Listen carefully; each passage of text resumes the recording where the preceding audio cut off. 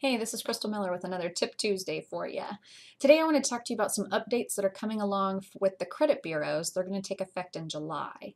Um, Something that I know that I've said here before, and I say it all the time to my borrowers, is that, your friends, your neighbors, your family, everybody wants to help you and tell you their stories and give you advice when it comes to purchasing a home.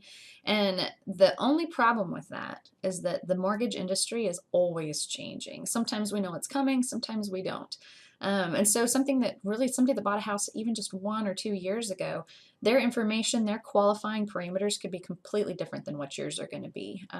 So this is one of those updates that your friends and neighbors probably aren't going to know about, that I feel like it's important that you know if you're looking to buy a home in the next, 6 to 12 months, really. So what's happening is right now, credit bureaus do a sweep of a database, and that database holds judgment and tax lien information.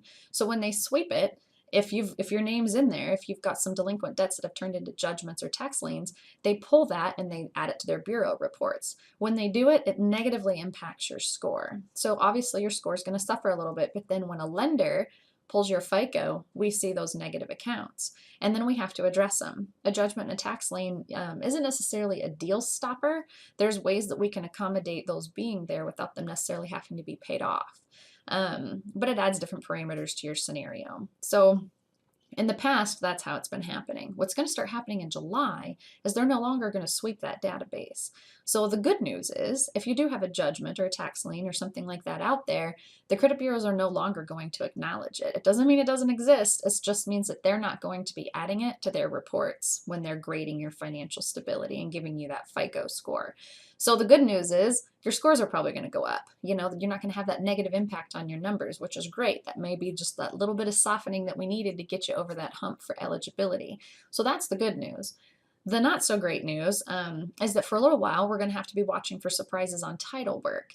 So now what's likely to happen, what's being anticipated, is that those companies, the people that have taken over those debts, they're going to be attaching to real estate title work. So when we go to search title work to make sure you have a clear title to sell your home, if you've got judgments or tax liens, it's a really good possibility that you're going to have to jump through some hoops to get that either paid off or some payment plans proven, and then hope that that's satisfactory to the person holding the debt, to the sense that they'll release the lien. So we're not 100% sure how all of that's going to navigate. It's always different when we got new guidelines coming in, but that is something that's definitely happening. So if you know that you've got a scenario that's going to accommodate or need accommodation for judgments or tax liens, just absolutely make everybody aware of that right out of the gate, so that we don't have something come down a week or two into the process and have a surprise. So that's the Tip Tuesday. Hopefully this is helpful. If you have any questions, or if you ever want to apply online, my website's at the bottom, and I look forward to chatting with you. Have a great day.